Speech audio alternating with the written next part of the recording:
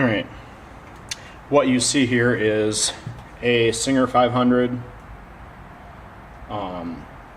This machine was brought in because it was all gummed up, and the person who had originally got it or brought it in, someone in the past, had been forcing the controls. So when I got it, this tab here on the back was all completely popped out, because when these get gummed up, this post here, these two selector posts, are what gets sticky, and they have this whole collar to get stuck to hold against this big long arm here, and this collar to hold against this arm, and then there's set screws for the knobs here.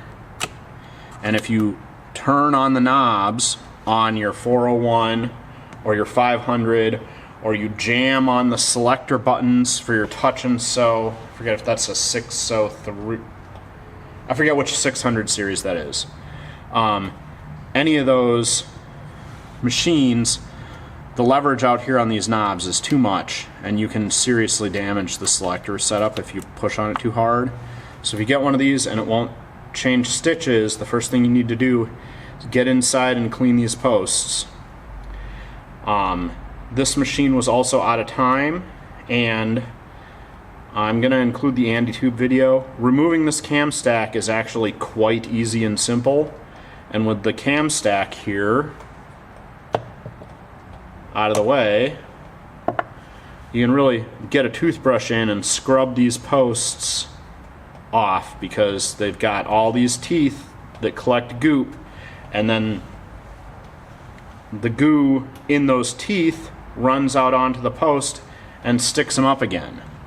So I'd cleaned this machine 2 days ago, let it sit, and I cleaned it again today to get these followers moving again, and to get these posts free of goop. So this machine is out of time, and which means, so having taken the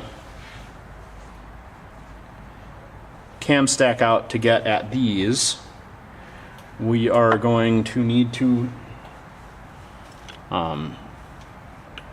time it, and I need to grab a dab of grease. Since I have this out, I'm just going to put a little dab of grease around the edge of the gear there.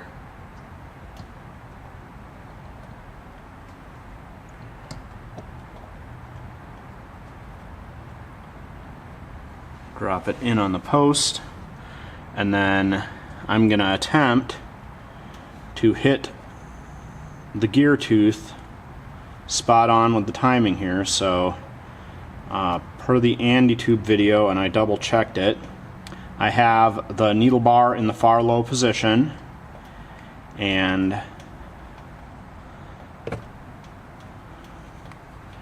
no, let's see if I can.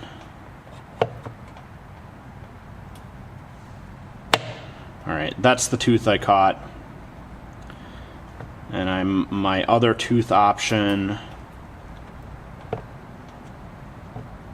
is that tooth. Alright, well, it's on a tooth, so I'm going to bring my followers up, and with our needle bar in the far low position, timing mark is not on this follower, so I need to loosen these 3 screws here, and then you can grab this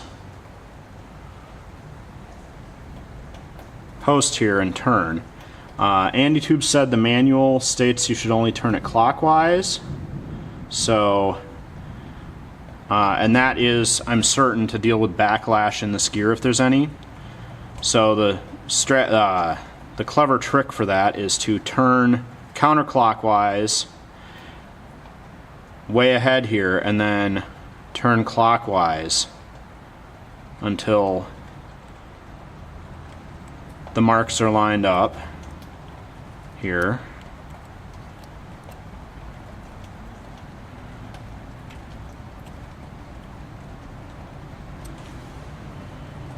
And one of the terribly annoying patterns, like BR, is what we want to check with. So I'm going to rotate the machine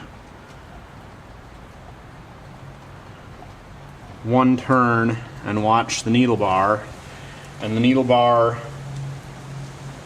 didn't do any moving. So that's the top, and we saw this move. Needle bar is down and this was not moving. So top of the stroke we saw it move, bottom of the stroke it did not move. So the timing is good here, so we'll tighten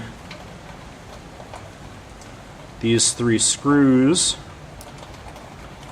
and then we've got the clip and the center post for the cam here, which I'm actually going to put some oil in under that center post.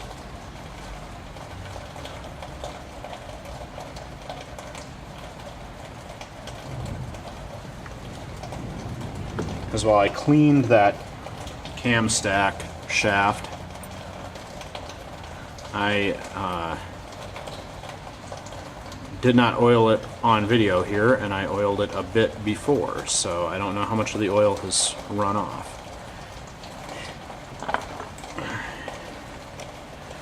And there.